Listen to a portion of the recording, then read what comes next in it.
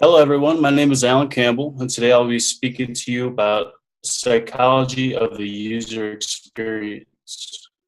This topic is expansive, multidimensional, and rapidly expanding. It is impossible to cover more than just a tiny fraction of this huge subject within 10 minutes. So I'll just share with you a few random tidbits that I found interesting, and with any luck, maybe you'll discover something that will benefit you down the road. So let's get started. Uh, what am I talking about? Well, my name's not Willis, but I'll tell you what I'm talking about. I will touch on the topic of control, specifically how users crave control. I'll also cover a couple topics related to the psychology of perception, such as sight patterns and colors, and how they influence emotions. And finally, I will talk about just one of the laws called Hick's law, which relates to users' decisions. Control, the first topic. Humans crave control. We feel tension when control is lost. So how does this relate to the user experience? Ultimately, we want our users to feel calm, relaxed, and in control. What can we do to facilitate this? Well, one way is to manage expectations. Psychologists have noticed an effect called the expectation factor. Pretty much, people enter into situations with certain expectations. But you probably expected me to say that. So when the user experiences a perceived loss of control, they may act erratically by closing pages or stopping videos, or maybe shaking their heads. Here's a case example, real world of mismanaging user expectations. I'll just kind of skim over it. Basically, there's a news organization trying to push video content by having it automatically load on their homepage. The user would come to that site expecting to read news, but the video just jumped out at them, and the effect was kind of jarring. And so the visitors tended to click on the pause button or even close it to kind of put the control into their own hands. So basically, the huge effort expended to push this content really backfired and had the opposite effect. Why empirically were the users so quick to close the video? To avoid being eaten by saber-toothed cats? Not really, but it is related to the sympathetic system, which is a branch of our autonomic nervous system, kind of characterized by fight or flight, or more accurately described as a quick response mobilizing system. Basically, our collective subconscious is hardwired to trigger certain physiological reactions when provoked by external stimuli, especially unexpected sights or sounds. So even though the threats are not physically or realistically threatening, they're perceived as such. And so when we perceive threats, we run from them or seek to eliminate them. In the real world examples, users eliminated the perceived threat by pausing the video. What did they do after that? Well, they kind of rationalized because we're psychologically compelled to consciously justify our initial unconscious reactions so that our thoughts and behaviors remain consistent. So they're kind of like, oh, well, I closed it because it probably sucked, but they really closed it because it kind of triggered a physiological reaction. So the main takeaways are: treat the user if they were a nervous caveman navigating through the prehistoric jungle.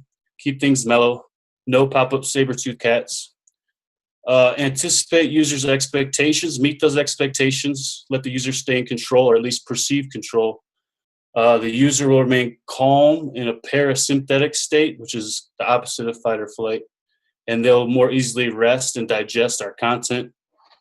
And then we will rejoice because they actually consumed our content, which is why we created it.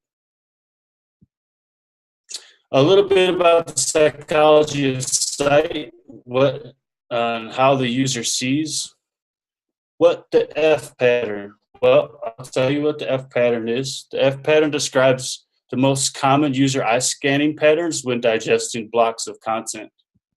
So here's kind of the layout. You see number one is where you want your best content, number 1 and 2. Those always get noticed.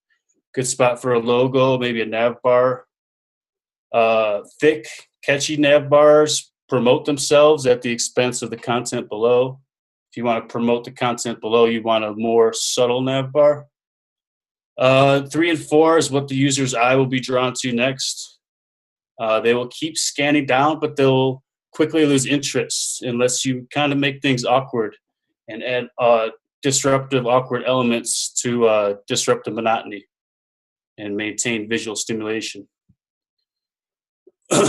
So within the F layout, this is a good spot for sidebars. They're relevant, but not necessarily related. It presents them in a noticeable way, but it doesn't really distract from the primary content. So that's a good spot for like links, search fields, social media widgets, stuff like that. Here's a little mini case study on the F pattern, very mini. Basically, this company, FreeSpree, increased their phone conversion rates by 30% simply by adding their phone number to the upper right corner there.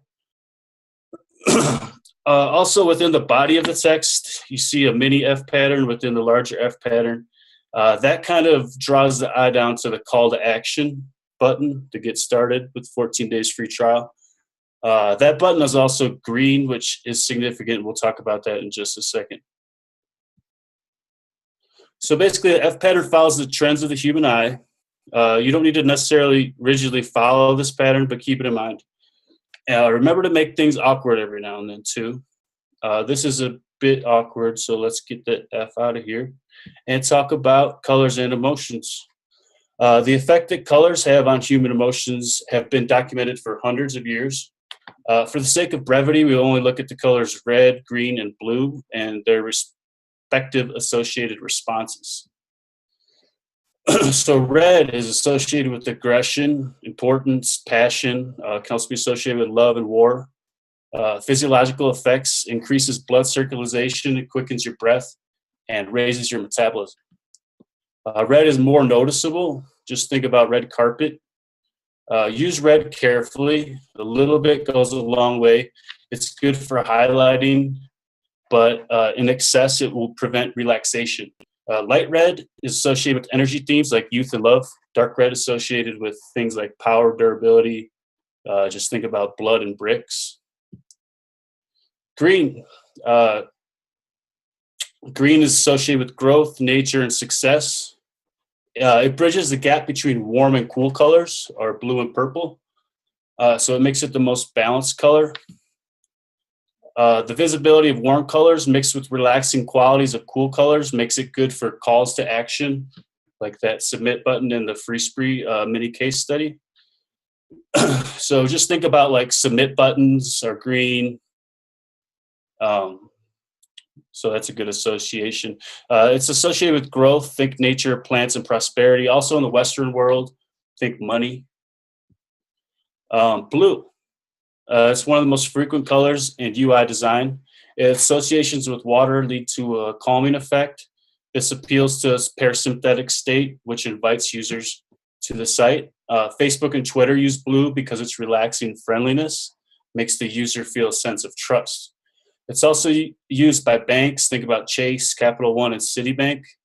Light blue kind of highlights friendly qualities and can be energizing if it's bright enough. Dark blue is more serious. It highlights trust and security characteristics. This is why dark blue suits are popular in the business world, for example. A random fact about blue is it is an appetite suppressant. Laws you need to know. Well, we're only going to talk about one law, and that's Hick's law. It relates to users' decisions. Basically states the more choices someone has, the more time it will take to make a decision, which is kind of intuitive. The time increases logarithmically relative to the number of options. We don't want our user waiting forever to make a decision and get stuck in what we call analysis paralysis. Perhaps you've experienced this while trying to decide what to watch on Netflix or looking at a really long restaurant menu.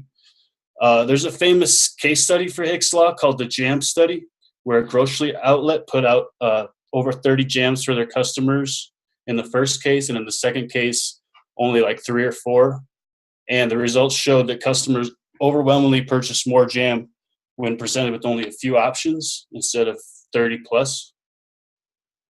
So this implies that minimizing a user's choices can yield higher conversion rates. This allows, Hick's law is comparable to the cost-benefit principle. Basically stated, the more options increase the energy it takes to make a decision for the user. Eventually, the expended energy is so great that the actual benefit of making the decision doesn't even seem worth it. You can see that's kind of the point on the chart where you hit decision paralysis. In the worst case, like perhaps a random unordered list of items, I guess you would say the user's response time would be O of n, and referring to big O notation. But it should be noted that in web applications with the effective organization and categorization, user response time can be significantly reduced. This allows the user to focus on isolated fields of items. Search fields are highly recommended for this reason. This can reduce search time potentially to O of 1 if the user knew what they were looking for and how to access it. The most likely scenario is the user doesn't know what they're searching for. In many cases, in that case, effective categorization can decrease response time to O of log of n, or usually better.